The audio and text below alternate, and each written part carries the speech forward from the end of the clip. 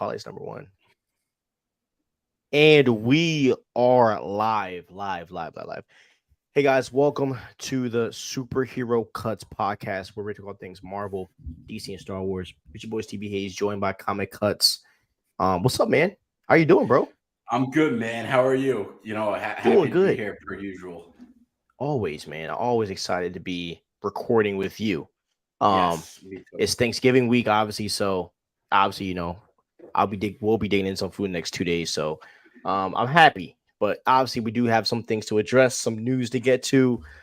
It's going to be a very, very interesting episode. But all in all, man, I'm happy, man. I'm happy. Just I was a little tired earlier, but knowing that we had to record, I kind of took a little nap. I feel good. So we're going to get into it first. Okay, now we're going to talk about the Superman Legacy casting. So, a few castings got announced in the past, like 1 to 2 days. So, I want to read off everyone so far that is casted. Okay, all right. So, first off, we have David Corn Sweat as Clark Kent / Superman, Rachel Brosnan as Lois Lane, Nicholas Holt as Lex Luthor, Sarah Sampaio as Eve. Text my mocker. I always get her name wrong. My bad. Skylar Gisando as Jimmy Olsen, Eddie Gaethje as Michael Holt / Mr. Terrific, Maria Gabriela De Faria as the engineer, Nathan Fillion as Guy Gardner, who was a Green Lantern, Isabella Merced as Hawkgirl, and Anthony Kerrigan as Metamorpho. So that is the cast that we have so far for the Fantastic Four. Now, in the past 2 days, the announcements of the people that have been casted is Nicholas Holt as Lex Luthor, Skylar Gisondo as Jimmy Olsen, and Sarah Sampaio as Eve. So those were the last current announcements that we've gotten. All of those other castings have already been announced. How do you feel about Superman Legacy right now? And how do you feel about these castings? Superman Legacy sounds like an OG, through and through Superman movie that we're going to get. And I cannot wait. The castings are all on point. I think every one of these actors are awesome, well deserving of the roles. And what's interesting about them is for the most part, other than I want to say Lois Lane, Rachel Brosnan, like a lot of people wanted David Corn Sweat and we're calling David Corn Sweat. A lot of people were calling, Nicholas Holt as Lex Luthor. And I know you just said his name, but I'm blanking on the kid's name for Jimmy Olsen. What was that? His name is Skylar Gisando.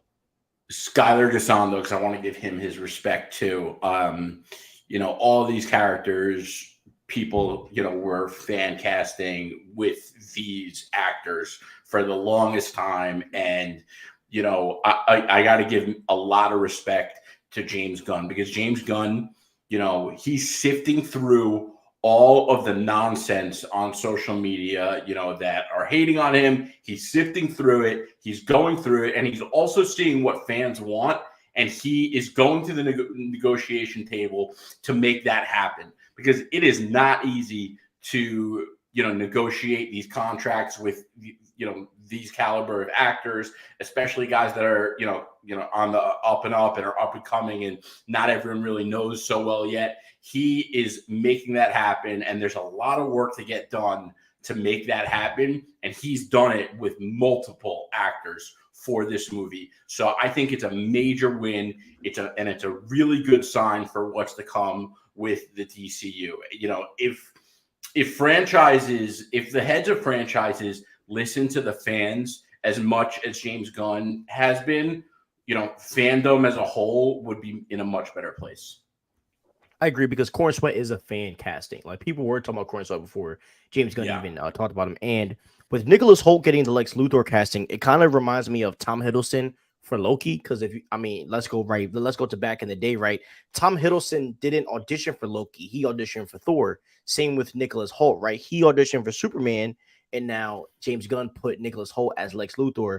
I think Nicholas Holt has the potential to be the best Lex Luthor that we've ever seen in the whole entire DCU.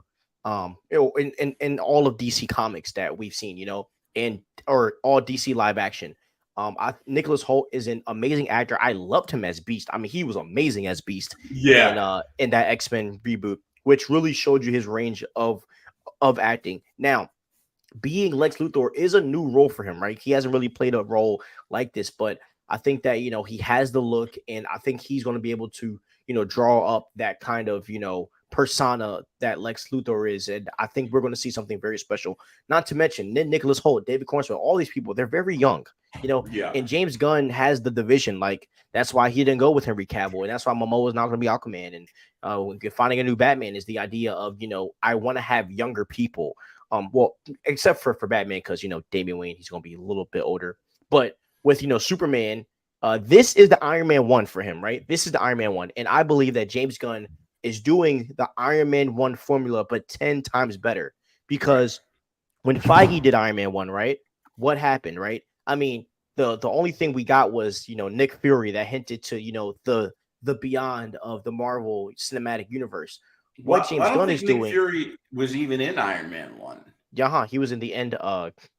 credits. Yes. Yes. Yes. hmm But what James Gunn is doing, he's taking that formula and he's timesing it by 10, right? He's expanding the universe with Superman Legacy because look, we are getting Mr. Terrific. We are getting Guy Gardner, which expands our whole entire DC universe. That's all of Yeah. space. We are getting Hawk Girl, which points us to the Shiera and all of that stuff that goes on over there. So having these different characters, it's going to make it seem like it isn't just one hero in the city. It's not just one hero on the earth.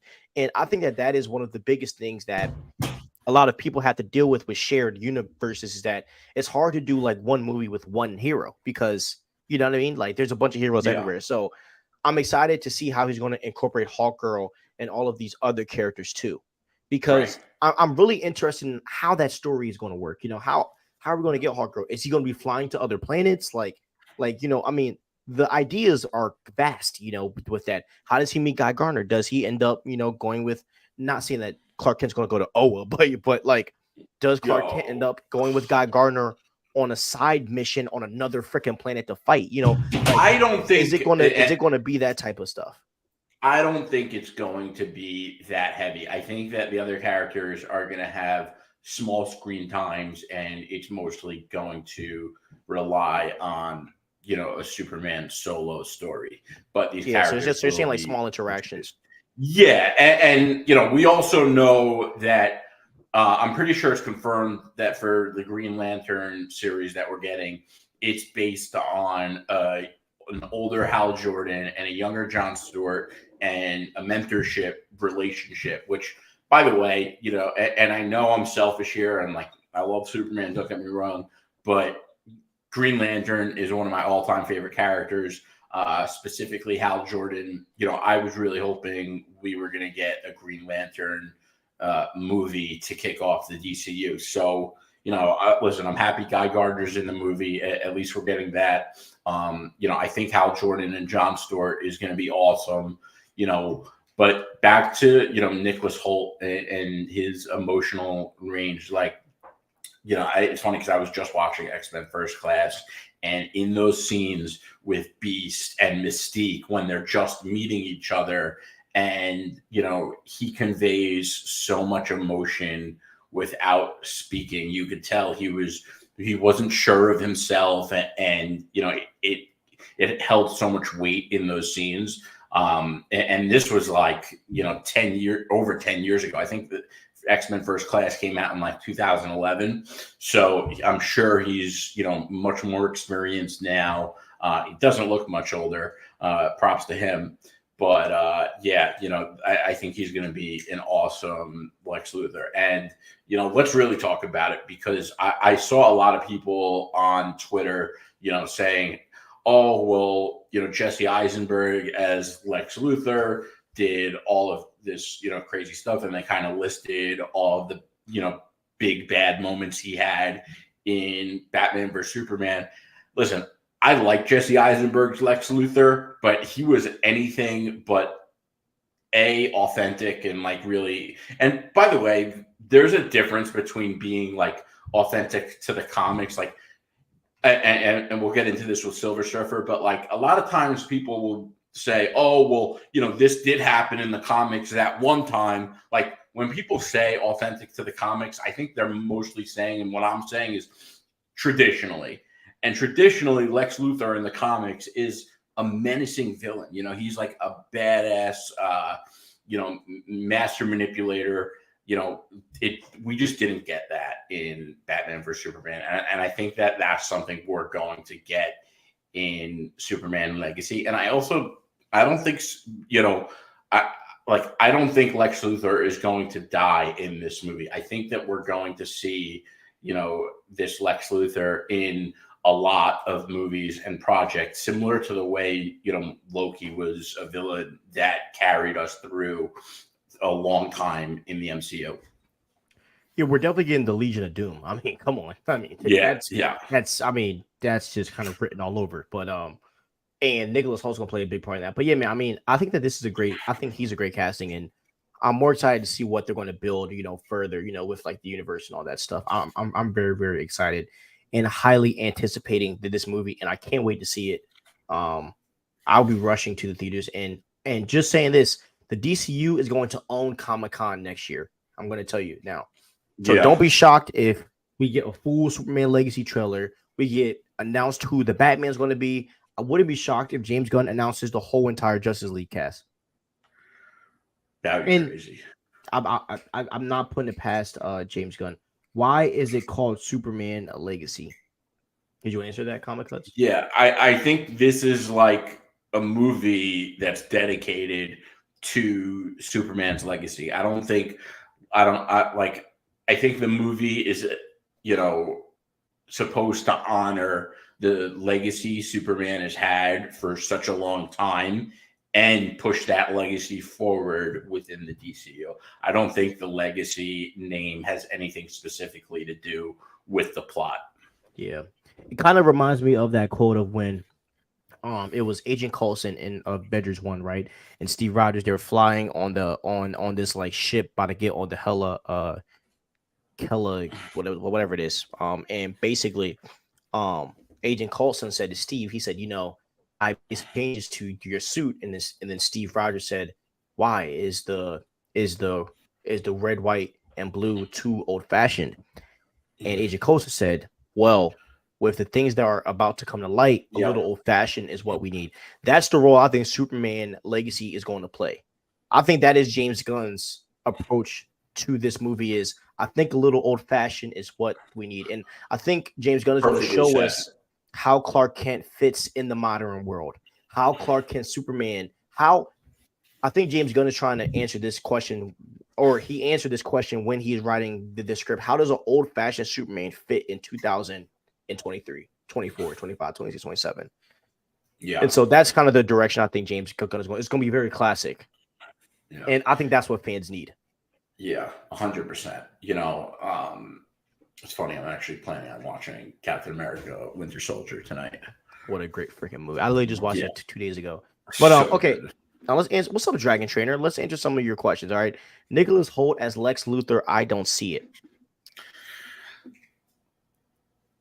I think you will. Listen, I think that when it comes to, here's the thing about the castings that we're getting in the DCU. A lot of these actors, think about it the way a James Bond casting goes. I think that James Gunn wants to bring in actors that have minimal risk of being typecasted. He doesn't want, and I'm not saying that he thinks, Pattinson as Batman was wrong, but I don't think he wants the reaction to be, oh, this guy can't play Batman because he did Twilight. Shout out to Stevie's shirt. I think that it's not, and I think it goes more than the reaction. I think a lot of people bring their typecast thoughts into a movie with them. And I think James Gunn wants you to start with a fresh slate. And David Cornsweet is a perfect example. I don't think any of us have seen many movies, if any movie at all, with David Corenswet. The only thing I've seen him in, which I don't even like talking about the show because it was so bad, so we're not going to get into it, but it was called Hollywood. It was on Netflix.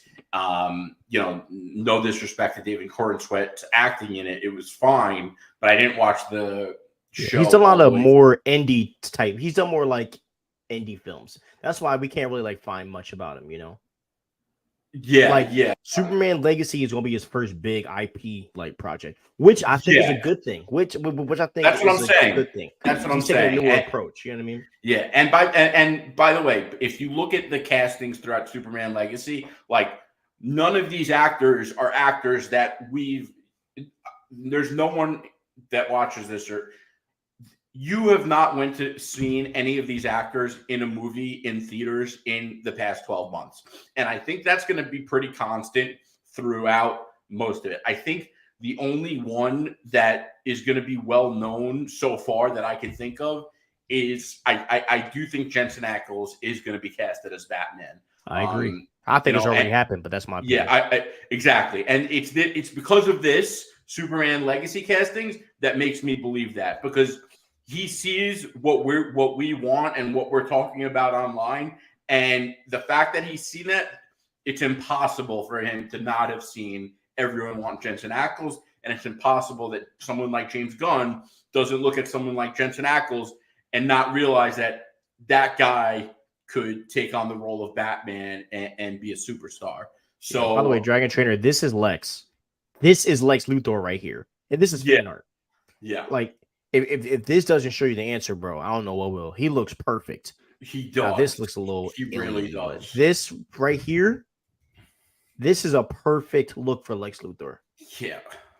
Like, I mean, look at freaking Cornsweat. Oh my God, he looks perfect as Superman. I mean, yeah, God. He does. He really does. I like that V-neck like style collar. I do. By the way, I love, bro. If we get the collar, bro. Yo. That's what makes me love the new 52 suit, because of the neck. It looks more alien. It looks more alien to me, And it's like athletic. It looks, it's a cool look to it.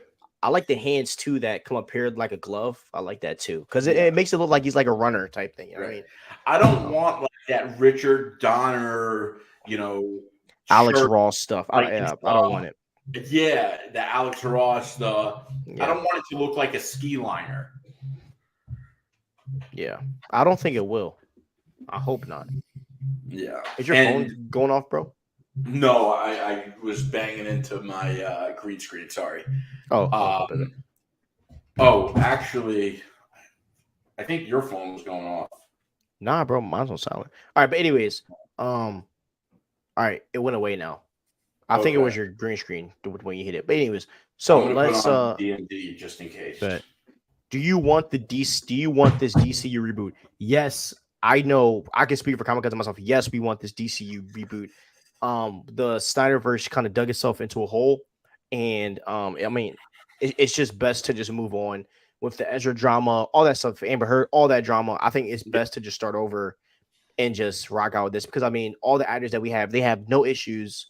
Like there's no news about Cornsweet or Brosnan. Like they had clean slates. They're new. These are people that James Gunn can groom in the movie business. This is going to get them more jobs. It's going to make them more popular. And I think that's the thing, is that when you're casting for heroes, you really gotta choose people that like need the role.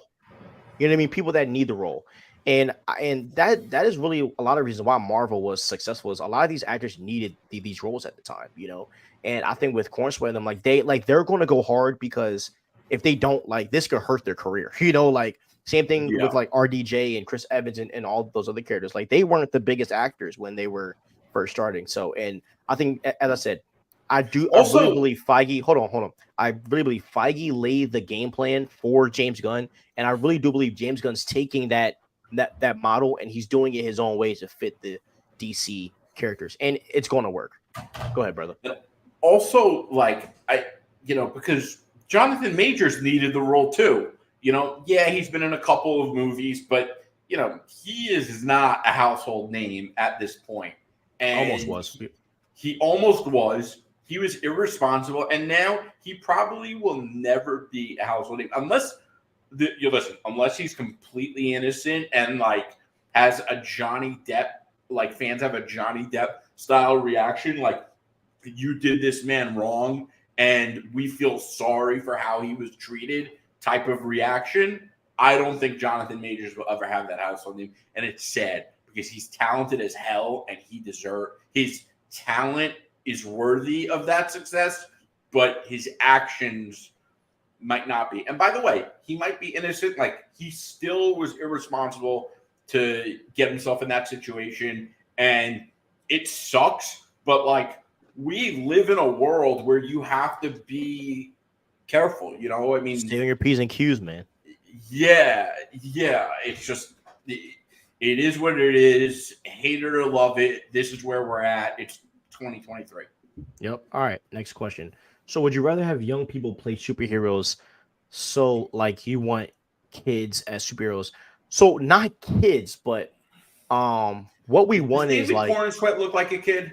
yeah, Come on, and plus, Corin Sweat is 30. Like, we don't want kids as superheroes, but we want actors that need the roles. Margot Robbie, sorry, like Margot Robbie doesn't need to be Sue Storm. Adam Driver doesn't need to be Reed Richards. That man's already rich, you know.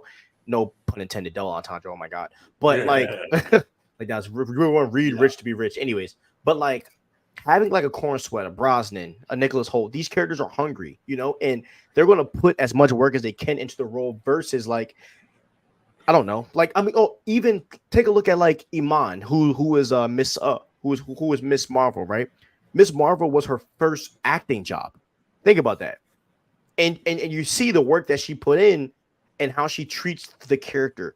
And I believe those are the kind of actors that James Gunn is trying to go for. And you can tell by the way that they're treating it. Did you guys not see the picture of David Cornswet a week ago? How husky this dude looks. He's getting like he's putting in the work. He's jacked already. You know, so and that's the kind of commitment that you need. And the reality is that when you have these big actors, unless if they're like a Jonathan Majors or a Michael B. Jordan, where they're just anomalies. Like Killmonger was a freaking savage. I mean, my God, you know, and Jonathan Majors, King the Conqueror, those are just two different animals. But usually when you have big actors, a lot of them don't really put in the work like what a newbie would, you know? Yeah, and James Gunn said it's a 10-year plan. So he wants these characters to be able to, he wants the actors to be able to age in their characters. He doesn't want to hire them now at like 35 and then, you know, come Justice League 2, then look a little old for the part and not be able to sell it as well as they were able to in Justice League 1 or whatever the case may be. Yeah, and like, I can bet you now that if Kevin Feige was here and we asked him, did you wish RDJ was 24 when you first casted him, he would say yeah, because he would be able to last 20, 30 years being Tony Stark without getting like magnificently old. So, you know, so yeah, all right. I can't wait to see Hawk Girl. Me too, bro. We are both excited. We already answered why it's called Superman Legacy. Look up in the sky, the birds playing Superman. Yup, all awesome stuff. Okay, now let's get to the next thing. Okay, all right. Now we're going to talk about the Fantastic Four and Silver Surfer. Okay, so as in the Fantastic Four, right? The Fantastic Four is going to start filming January, I think 15th, 2024, which is really fast, which means that we're literally going to be getting a casting announcement like next month or in the next like three to 4 weeks. So far, we have Pedro Pascal as Reed. That's like not confirmed, but almost confirmed. Vanessa Kirby is pretty much confirmed, and Thing and Human Torch, those are still in the air, but there's names floating around. Now, in regards to what the working plot is going to be so far, right? The working plot is supposed to be that the Fantastic Four will be facing off against Galactus and the Silver Surfer. They are going to lose to Galactus and the Silver Surfer. The TVA is going to come in and grab them, and that's how they're going to find their way to the 616. And so yeah, that's kind of the idea of what's going to happen. And obviously, I'm having trouble thinking. Oh yeah, my bad. So I just had a brain fart just now.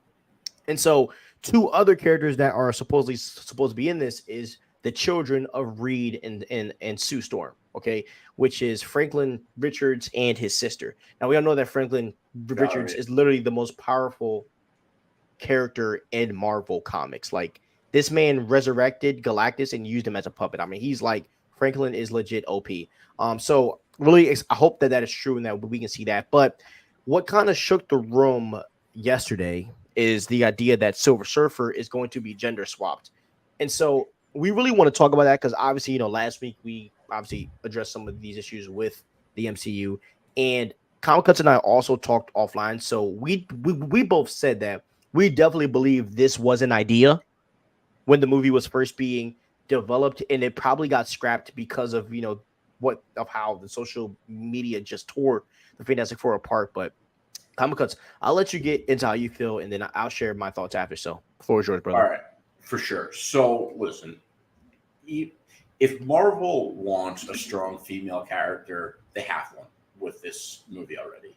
And her name is Sue Storm, the Invisible Woman, the OG strong female character within the Marvel universe.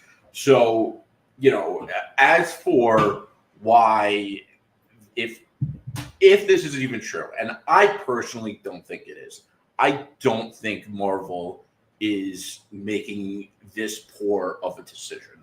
However, if they are, I think as fans, we need to come to grips with something, and that is the death of the MCU. I really do believe that, because think about it, we are a couple years out from Endgame, right? Most of us are not happy with where the MCU is, right? The past couple of movies, most of us have been let down after letdown after letdown. So Marvel should know where they stand.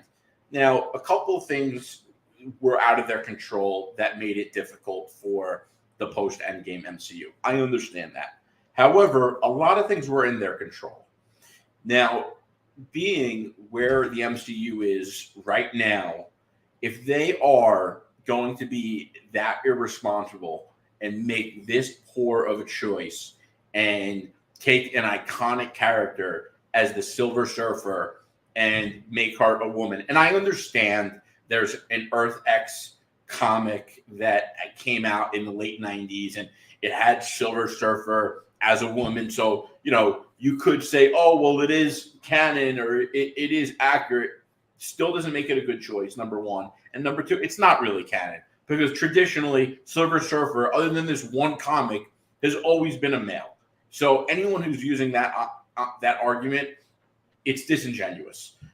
Now, the other thing too is like Silver Surfer is an iconic morph character. If they're going to make that movie and have Silver Surfer as a woman, most fans are going to go into that movie disappointed. The comic fans like us are going to talk about it. We're not going to like it. The regular fans, a lot of them will hear about it. They're going to think it's kind of weird. And I think that, like that movie is, for a lot of people, the MCU ride or dies on Fantastic Four. A lot of people are waiting for the Fantastic Four to get into the MCU, and they're hoping that that movie delivers because the MCU needs strong characters, period. And when you look at the upcoming, MCU slate for what's coming out, the Fantastic Four are the best characters that we know are coming. The X-Men might be coming, and you might like the X-Men more than Fantastic Four. You might like Fantastic Four more than X-Men. Take it or leave it. I get that. But you can't deny who the Fantastic Four are. And if that movie doesn't do well, like, are people going to still be excited for the Avengers movies that are coming out after it? And the other thing is, like, why Silver Surfer? Why are you gender swapping characters? You're already bringing in new female characters in every single project. Like, it's never ending. I mean, even in the Marvels, where it was Captain Marvel and Miss Marvel, you had to include Photon. It wasn't enough. And it's just like, it's so obvious that they're pushing this stuff they're injecting this stuff into these movies and shows. And like we always say, it would be one thing if the movies and the shows were great. Like, it would be one thing if the MCU was on fire right now. And, it was like, yeah, it would be kind of annoying, but I don't think people would be making such a big deal over Silver Surfer being gender swapped into a woman if all the last 5 Marvel movies were bangers. Back in the day, before up until Endgame, when you went to see a Marvel movie, you knew going into it that it was going to be a good movie. You were confident that you were paying your 20 or whatever dollars and you were going to have an awesome experience and you were going to walk out of that movie that you were leaving and know it was fire. That's not the case right now, and a lot of people are starting to wait till the movies to come on Disney Plus. And that's reflected in the box office numbers because they're abysmal.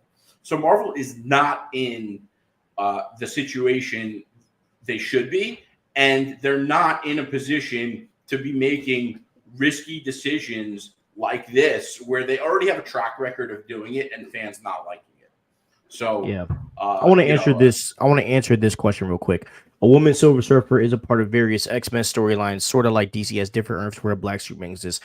I love Samuel L. Jackson as Nick Fury. Nowhere in the comics Nick Fury is black. Here is the thing, though. Is this. Galactus and the Silver Surfer exist out of time and space. So there's not multiple Silver Surfers. There's not multiple versions of Galactus. Like Galactus has different heralds, but there's not, but like it isn't like if I go to Earth 838, there's a different Galactus and a different Silver Surfer. No, it's the same character for each Earth because they don't exist in a time or space. So and first that's of all, so and sorry, let me just say this real quick. Go ahead. That's completely wrong because they literally made the Ultimates, which not only did they have a black Nick Fury, that black Nick Fury was designed to look like Samuel L. Jackson, and he even said in the comics he would want Samuel L. Jackson to play him in an Avengers movie, number one. And number two, like I said before, traditionally, Silver Surfer's a guy. That's how people know Silver Surfer. Yeah. There might be a couple comics where it's a woman, but everyone knows the Silver Surfer is a guy. Yeah. Also, Nick Fury's not an iconic character. Like, Nick Fury isn't an iconic character. Silver Surfer is an iconic character. Like, you know what I mean? Yeah. And, like, you don't mess with characters like that. Like, there's a lot of Silver Surfer fans, So, yeah, man. I mean, I totally get what you're saying. Like, Nick Fury's Nick Fury is originally white in the comics and now he's black, but that's two different things, because number one, there's not multiple Galactuses, there's not multiple Silver Surfers because they're one being that exists outside of the time and space of the multiverse, so and that technically doesn't fly when it comes to these two characters. And like for the people who are like very big on wanting diverse characters, which I understand sometimes there's some good arguments for it. I get it. Trust me. And let's take that point of view for a second. When the first Avengers movie came out, Nick Fury being black was important because there weren't really other black characters. So there was a purpose for that. You can't say that about Silver Surfer being a woman. Like I also said before, they have Sue Storm in this movie, and Sue Storm is the OG strong female character in Marvel. They have so many other strong female characters within the MCU already. There's no shortage of them. There is no good argument for it. None. Yeah, exactly. So my take on this is I agree with everything Comic Cut said here. Him and I are obviously on the same page, but I do agree. Silver Surfer, as I said, he's an iconic character. I don't think he should be touched. Silver Surfer is what's going to bring people into the seats to watch the movie. Why would you? And as I said, we don't really think this is true. We don't think this is happening. But why would you mess with that? I think that, and at the same time, right?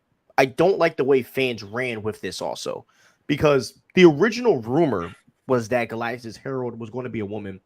And I still disagree with that. Like, if it's Juno, I don't think it should be Juno. I think you should go with Silver Surfer, and that's what fans are familiar with. But I was a little deterred on how, like the fans went at it. It's like, let's get it confirmed first. Like, I get it. Like, let's address the rumor, but to kill the Fantastic Four movie, like, this isn't confirmed information. This is a rumor. So, that had me a little mad. But yeah, man. I mean, if they are to gender swap, I think it's a really bad decision, and that's kind of where I'm at. And Yeah, as Comic Con said, right, Sue Storm is the lead character of the Fantastic Four. Like when you were reading a Fantastic Four comic, like Reed is a lead, yes, but Sue Storm is always the lead character in every yeah. darn near every F4 comic, and even in Especially the Fantastic, action scenes. yes, and in Fantastic Four, the Silver Surfer, we saw a movie where Sue Storm took the lead and Reed Richards took a back seat. And in my opinion, I don't think the movie was bad. I think Sue I Storm agree. took a I like perfect that movie growing role up. where her and Silver Surfer kind of built this like bond, not like a sexual bond, but they built this bond throughout the movie, and I liked it, you know. So if you really have a powerful female character like Sue Storm, who I think is better written than Captain Marvel, than Pepper Potts, than all of these characters. I mean, Yeah, we can make an argument that Sue Storm is one of the best written characters in comics. But period. we have a woman that's able to do that. Why gender swap it? But as we said, we don't really think that that's even real. Like it might have been an idea in early production, but I really think that got scrapped. And I don't think Kevin Feige is that stupid. I don't think Kevin Feige is idiotic enough to say, let's make her a woman. I don't care what fans say, because if Yeah. they do, then they're DC. I fail to think Feige is like that. I just don't think he would do And something he like means, that. by the way, like DC pre James Gunn, like the DCEU DC is what he means. But also like Silver Surfer is an iconic character that people outside of the comics world know, and he is such a cool spectacle on screen, which we got to experience in Fantastic Four: Rise of the Silver Surfer. This is just not something you mess with, and I'm not saying that this alone means it's the death of the MCU, but it's the fact that the MCU being in the position that they are in now, which they put themselves in, if they're in that position and they're making this bad of a decision, it means that there's no course correct. Like course correct that we always talk about as if it's going on is a myth. And that would mean the death of the MCU to me. Yeah, it will show that they don't care about what the fans think. And Kevin Yeah. Feige's not that type of person. At least I don't believe I him to. agree. I agree. I don't I think don't he believe is, him and to. that's why I don't think this is real. Yeah, and that's what makes me mad about our fandom is that, like, because I be debating some people and they're telling me like, oh, like it's gonna die, it's gonna die. I'm like, then you don't know Kevin Feige, like you know what I Yeah. mean? Like Kevin Feige's not an idiot. He's not. They're Right. not Lucasfilm. Where Lucasfilm But just says, "F it, I'm gonna just do what I want." They're not those type of people, yeah. you know. And So by the way, like pretty much within an hour of this rumor breaking on the internet, I'm pretty sure the Silver Surfer was trending like number 4 on Twitter yesterday. Something like stupid high. oh yes, people care. All right. Yeah. Next on the docket, okay, Dave Filoni's new position in Star Wars. So, on a brighter note, this is some great news. Let me pull up this little tidbit for you guys. So, if you guys know, right, Dave Filoni, this man created Star Wars, The Clone Wars, the animated show. He helped create The Mandalorian and all these other projects. Dave Filoni is now the chief creative officer at Lucasfilm.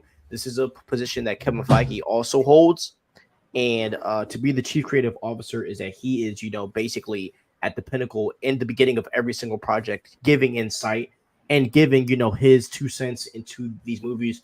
In the position he was in before, he was not able to go into these projects in the beginning. He was kind of like the after guy after everything's developed. So having someone like Dave Filoni that is going to be literally like darn near involved in every single project, given from the projects that he's done, like Ahsoka, which I liked. Ahsoka's not the most perfect, show, had some issues, but given like Ahsoka that he's in the Star Wars lore and all of this stuff, I think this is a good step in the right direction for Lucasfilm. Now, here is my concern though with Dave Filoni being the new head of Star Wars. I do believe Dave Filoni needs a Jon Favreau by his side, because as much as I love Dave Filoni's storytelling, he doesn't do the best when it comes to action and fighting scenes. He doesn't, and some episodes in Ahsoka that I saw, he wasn't great with putting them together. Mando season 1 and 2 works because Jon Favreau, the man who created Iron Man, Jon Favreau knows how to make a movie. He knows how to do action scenes. He knows how to make sure that the script and everything kind of comes together. And Dave Filoni, and I just don't think that's dude's talent. Like, I think he's great with storyboarding and writing the background, I think Favreau's the guy that brings it together. So I hope that Favreau has a part to play in this, development with Dave Filoni. And I believe that if and their nickname Favroni, right? if Favroni, if they come together and they do this, I think this has the ability to be something special because a lot of people blame Kathleen Kennedy, and I want to share some realness with you guys. Kathleen Kennedy is not the one that is creating the content. We can blame her all she wants. She's not the one that creates it. It's the directors. And that's all I'm going to say. Like, and I'm not trying to cop please for Kathleen. I think she's terrible. I think she's done a terrible job with Star Wars, but because she allows it. I don't, you know what I mean? Like, I think she allows a lot of this stuff and then tries to push it for her narrative, which I don't like. But she's not the one that's in the development rooms. You know what I mean? So I hope that Dave Filoni grows some balls and actually, like, walks in that room and says, "We're not doing this. This is not Star Wars." That's what Dave Filoni needs to do, and really like take charge and fix some of these projects that are going on. So yeah, how do you feel about Dave taking the new position? Listen, I don't know Star Wars the way you do, but from what I've seen from Filoni, he is that guy. He is, similar to James Gunn. Like, he is a perfect example of why it's so important to have like a passionate fan making this stuff. You can't have people in the movie business making Star Wars that don't love Star Wars. It's just not going to work. And I think, listen, from what we've seen from Filoni, it's been the best Star Wars since George Lucas. Fact, it's undeniable. I think what I hope to see from Filoni, I think they need a new trilogy, like a redemption trilogy. And when I say redemption, I don't mean like going back and retconning the story. I mean like a new story. Hopefully some people other than the Skywalkers, like they could make a Star Wars trilogy that has nothing to do with the Skywalkers. Like they could do that and that would be dope. But anyway, going back to, a big theme of the night, I feel like, is listening to the fans. It's been part of every conversation we've had so far. And I just think that the people making Star Wars need to listen to the fans, And I'm not saying getting rid of Rey altogether because a lot of fans like her. I'm not one of them, but I'd be okay with if they're going to do another Rey movie, I'd be okay with it if it's someone like Dave Filoni making it and someone who could, do it properly. I agree. Now I am more of like, I don't want no, not that I want new stories, but it has to revolve around the Skywalker because I just think that the Skywalkers are Star Wars, but that's just me. And I feel like there's just a lot, yeah. And I just feel like there's so much that you can do, like their story isn't finished, and that's just kind of how I feel because they miss so much. Yeah, but they also waste a lot of good characters in Star Wars too. Like they should have done more with Qui-Gon Jinn. They should have done more with Darth Maul. And I know that's like the same movie, but still.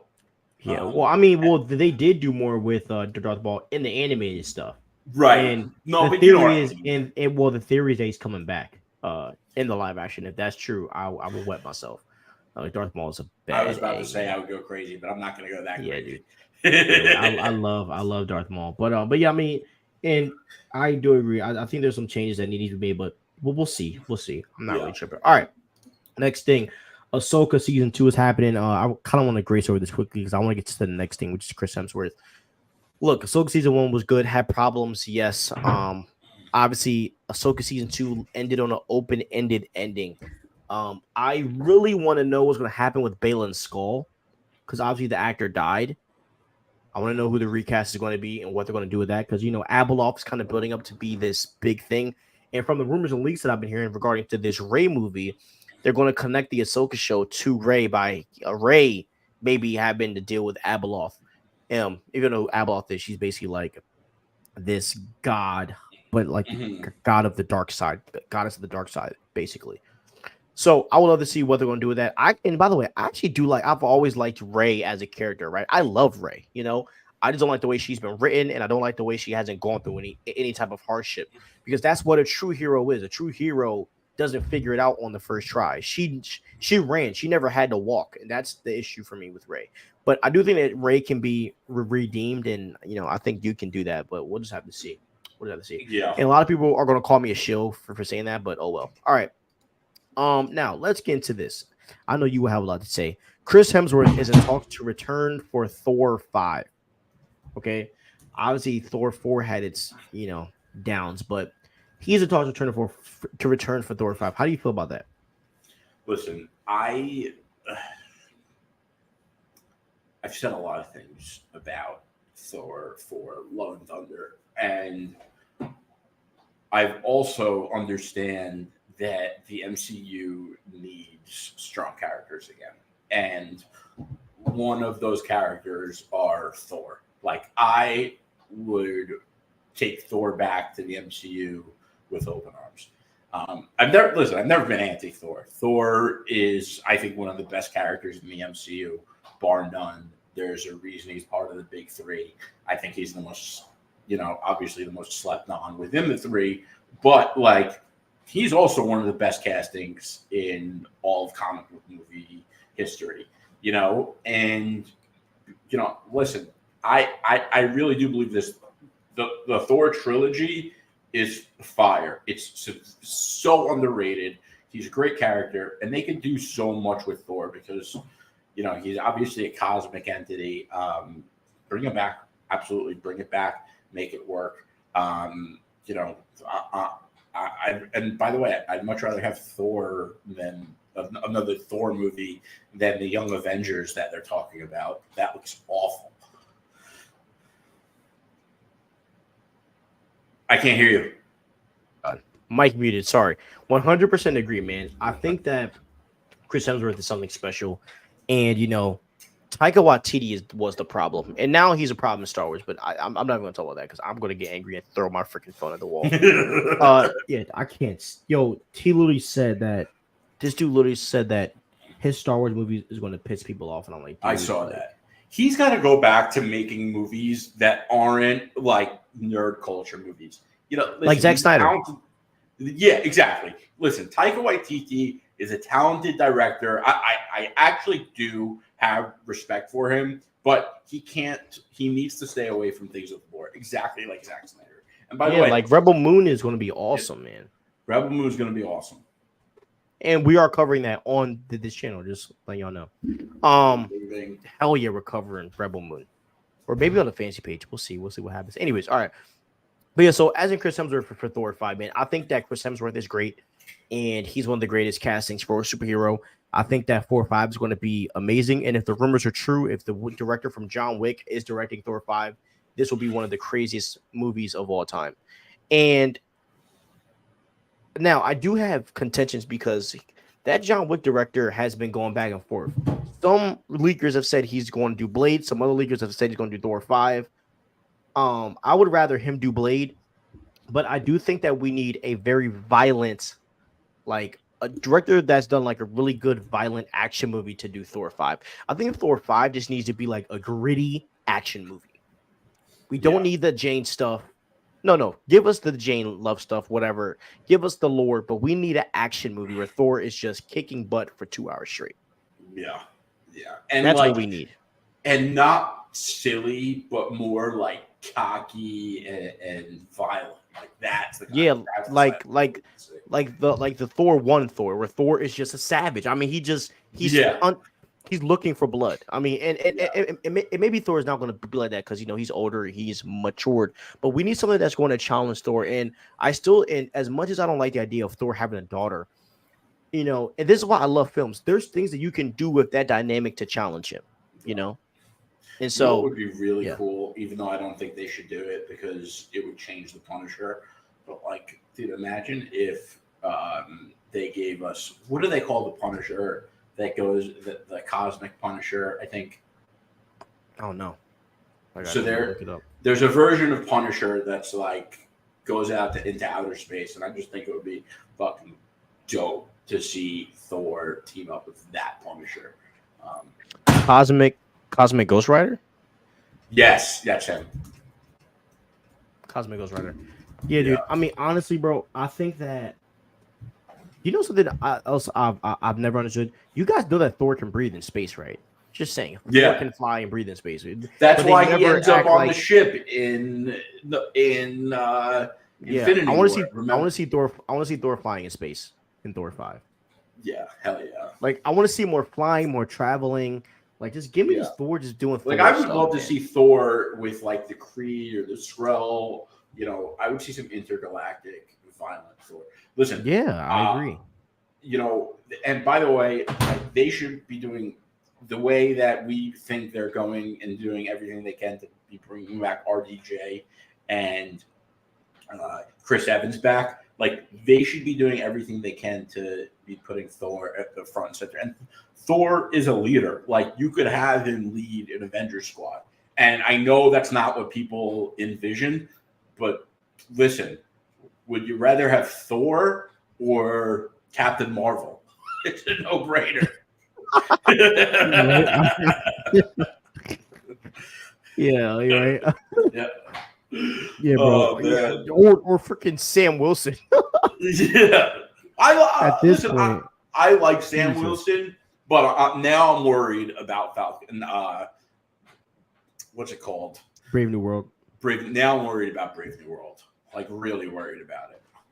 Yeah, same here. Same here. We're gonna have to figure out what's going on. When more news comes out, we'll cover that. Okay, next up, Brie Larson. Okay, so she is staying as Carol Danvers. She has no plan on saying goodbye. This is what she said. There's still no. There's still so much inside Carol. I don't want Marvel to come for me. There is definitely something that I want to say, but I am not going to. Wait, And sorry. she Can also you repeat said that one more time? she said this. There's still so much inside Carol. I don't want Marvel to come for me. There is definitely something I want to say, but I'm not going to. And another comment she said, she is just a great character to continue to grow with. And do you know what I think Brie Larson wanted to say? That Marvel Studios wrote her badly. You know, here's the thing. Like, she might be able to argue that for the Marvels, but they wrote her well in Captain Marvel. You know, and Captain Marvel made a lot of money, and it had a lot of attention, and it benefited from the socio-political climate of its time. Hate it or love it, it did. You know, and at what point, like,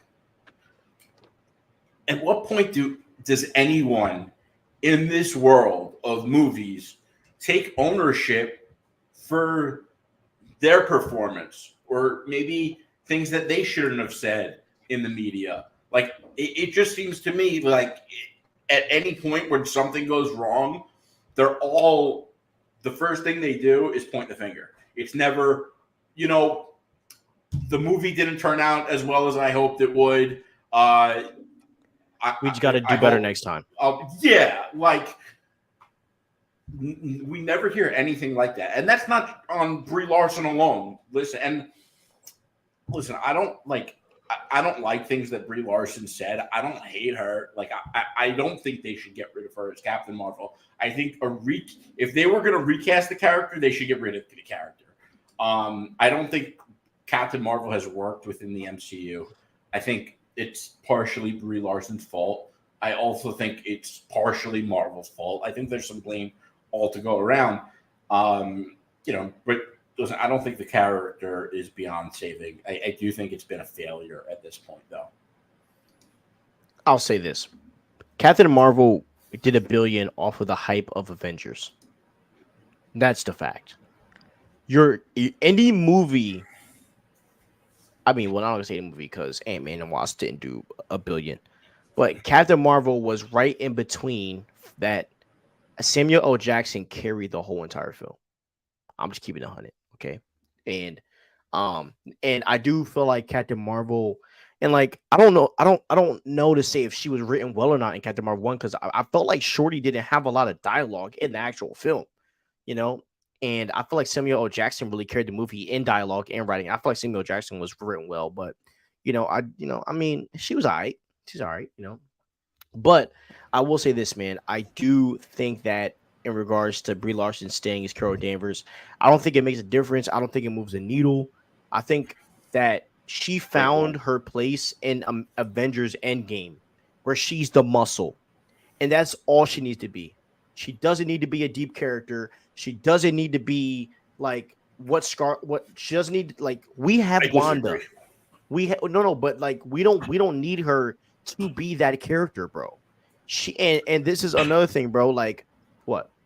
I don't think she necessarily needs to be that character, but I think she needs to add more value to the movies that she's in.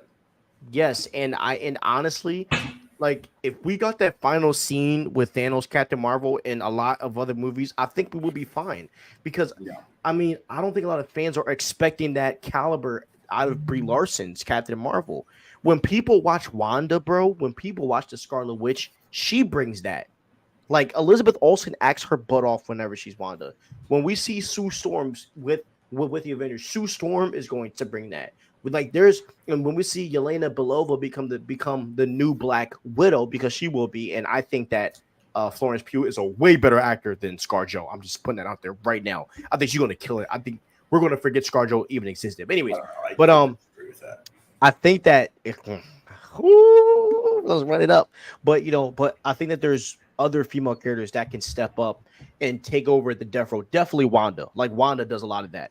And I think Captain Marvel can play her muscle with Thor, and I'm fine with that. Like, a lot of people think she's going to be this leader of the Avengers. She doesn't need to be that, And Yeah. that's been my issue is that, like, Marvel has this feeling that she needs to be like Iron Man, and she's not. She had her chance to be. They had the chance to do it. Right. Due to unforeseen circumstances, you couldn't do it. The original big three was going to be T'Challa, Peter, and Captain Marvel. But what happened? Boseman passed away. Sony pulled Peter. I mean, it's just unforeseen things you couldn't expect. So that has passed. Now you got to build it around someone else. And in my opinion, Doctor Strange, and in my opinion, I think the three that you need to kind of base it off of is Doctor Strange, Wanda, and Spider-Man. Those are the most three popular characters in Marvel right now, like in the MCU. And until the Yeah. Fantastic Four come, those are the three wells that you need to dig out of. And if it's not them, because you can introduce Doctor Doom through Doctor Strange, you can introduce the X-Men through Wanda. I mean, there's a lot of different people you can, use these characters to introduce. So yeah, that's kind of how I feel, man. Captain Marvel's a good character when we got what we saw in that game. So Captain Marvel versus Superman. Superman washes her easily, bro. This is what a lot of people don't understand about Superman. Superman holds back 24/7. Okay, he Yeah. holds back every time he's fighting. You'll go on YouTube, all right? There's a scene on Justice League Unlimited where he's fighting. I forget who he's fighting against, but just type in Superman stops holding back Justice League Unlimited, and that's where you'll see Superman's actual true power. All right, and lastly, to end the night, okay, and this makes me happy. Okay, now the Joker and Batman 2. So Robert Pattinson actually interviewed Barry Keoghan, however you say his name. He was in The Eternals, which is a movie that I love. I love The Eternals. So that movie is very underrated. But he played the Joker in the Batman, and it was a cut scene that he had, which I thought was awesome, better than Heath Ledger. Don't even say anything, comic cuts. I said that just to dig at you because I saw your petty behind story post about the Dark Knight, and that really pissed me off. I almost tagged you in that. Yeah, and you knew I was gonna see it and get mad. Yeah. I was like, that little petty bastard. I was so angry. Anyways, all right. Every time you post about that, bro, I get pissed off. I'm like, I hate this dude, bro. I know he's posting that Christopher Nolan stuff just to piss me off. Would you have preferred it if I tagged you on that post? Yeah, because then we can debate via you can get cooked via Instagram story. All right, anyways. So next time. Okay, all right. Let me just answer this question. What made you say Florence is a better actor than Scarlett? Look, great question, Dragon Trainer. Because I have something to say to whatever you say, and because I already have ammo for this argument. What's your ammo? Go ahead. Did you see Oppenheimer? Yeah. Florence Pugh plays the same role. She's the same person. She doesn't have acting skills. She just has charisma and personality, and that's the bit. Like, some actors don't have range. They're just the same character in every movie, and Florence Pugh is that. Black Widow was the same character all the movies except Endgame when she became an emotional crybaby. But that is the same character. She's playing the same character. So that's a big difference between being the same character in two when different I watched movies. Florence Pugh play Yelena Belova, right? I see a better actor, a better character. Yelena Belova is way more interesting. She's way funnier. She's way cooler, and she's way doper. And not to mention, bro, like when I look at Yelena Belova, I would have rather seen Florence Pugh interact with Tony Stark than Scarlett Johansson's Black Widow. I just think that they're like, bro, after Avengers, after Age of Ultron, I'm sorry, Avengers Age of Ultron really showed me how mid Scarlett Johansson's Black Widow was in the MCU. Because Captain America, the Winter Soldier, she put up a goated performance, and I was all on board with ScarJo. And when I saw that performance with the love with Bruce Banner, it just I couldn't do it. I couldn't do it. It was the cringiest thing I've ever seen in my life. And then Crybaby Black Widow was also cringe. I couldn't take that's it. That's because Mark Ruffalo sucks. That's not because her love with Mark Ruffalo doesn't have to do with him sucking. Like, no. Yeah, because no one could love Mark Ruffalo because Bruce Banner. Sorry, Bruce Banner. No, he fucking sucked. But bro, I'm saying I think that ScarJo just hit to me, she hit a wall in her acting ability. And when I look at Florence Pugh, she's not going to hit her ceiling for a long time. And that's just how I feel. I feel like there's a lot that she can do with Yelena that's different. Whereas I feel like ScarJo played her Natalia into a hole. That's my opinion. But yeah, I think Yelena's better. Anyways, okay. Yeah, well, I'm gonna cut you wrong again. I'm playing. Anyways, so back to the Joker. Okay, let me read this. He said this. It was his childhood dream to star with Robert Pattinson in the Batman. He said, acting with you was a surreal moment for me. That was just iconic. I was like, wow. And then towards the end of the interview, he said this, I'll see you next week.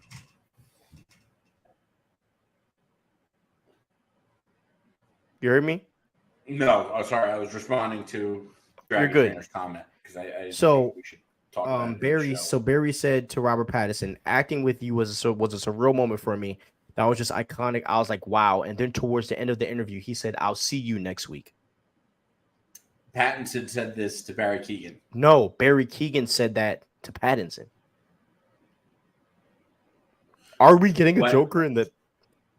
Okay, Pattinson interviewed Barry. It was like a celebrity interview each other thing. Oh, and at the end of the interview, Barry was like, I'll see you next week. No way. You know what? Did they just hint to the Joker being in the Batman too? Listen, and I already know everyone's going to complain. We get so much Joker.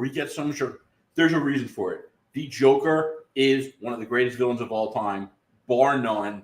And everyone should be happy about this because this means that the main villain is not Mr. Freeze. And that is God, here we go. Oh God, here we go. Dude, you piss a lot of people off with that on freaking TikTok, bro. Remember that? You piss off a lot. Let them cook. That's like your line. Let them cook. Yeah. Right? It just gets us more views and comments. You are right. Yeah. Let them cook. You're right. We get more views and comments out of that. Yeah. But yeah, so if the Joker is in Batman 2, this is insane. I think it's awesome. I don't think he's going to be the main villain because I know they don't want to copy the movie that the series that shall not even be named. But I'm kidding. The Dark Knight. But I do think that having the Joker just active in the universe is super awesome. Yeah. Listen, and that scene was awesome. And you saw the 5-minute version of the scene, right?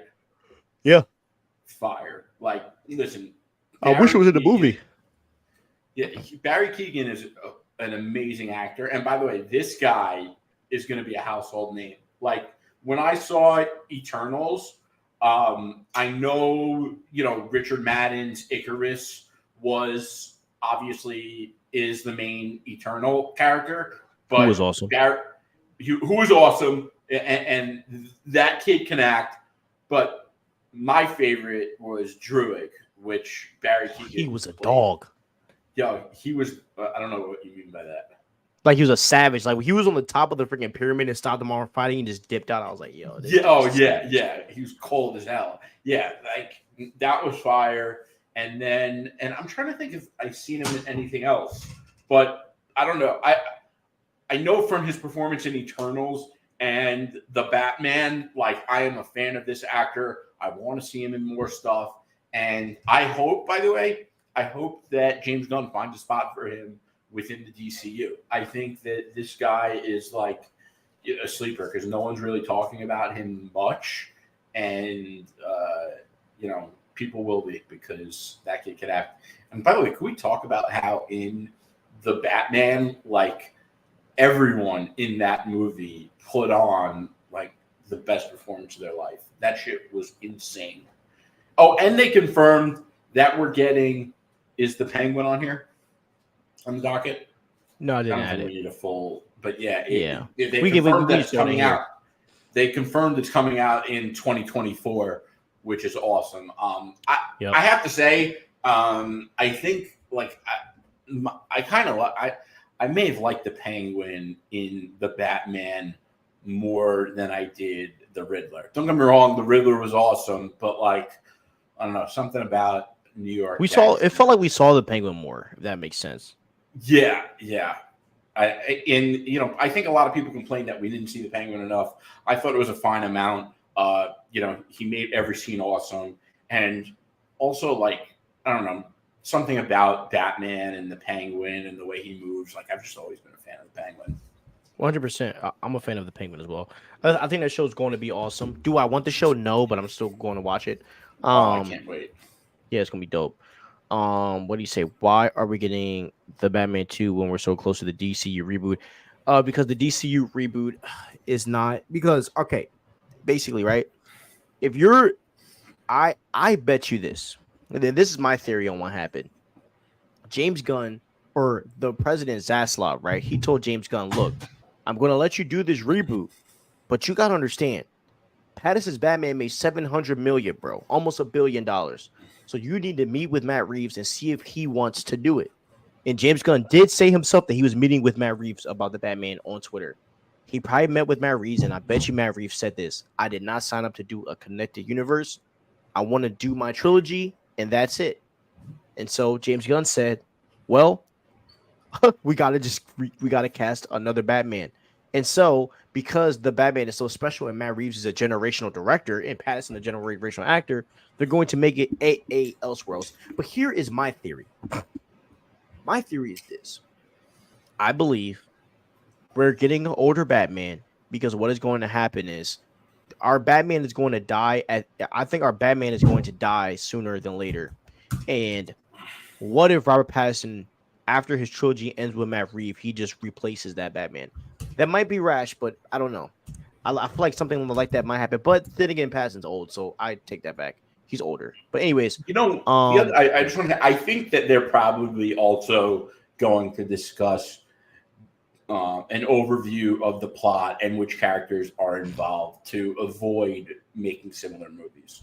And I think that's as far as their communications will go regarding the Batman 2 and the Batman Brave and the Bold. I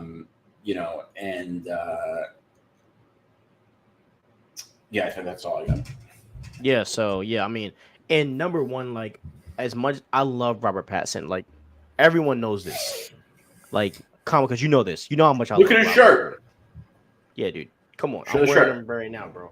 Wearing him right now. Big Pattinson guy. I want Jensen Ackles will be the greatest Batman of all time if he's casted. And there's no one that's going to be close to what he's going to do as Batman. I'm sorry to say it. I'm sorry, I gotta say it. If this man gets casted as Batman, if this man gets casted as Batman, this will be the greatest Batman we'll ever see.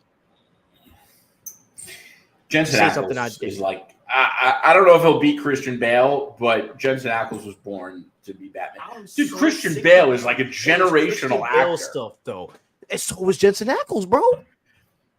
I don't know, dude. Have you? I don't know if you've seen all like Christian Bale's movies. Have you seen Vice? I just threw my hat because you're talking crap. Have you seen? I know you've seen American Psycho, but have you seen Vice? No.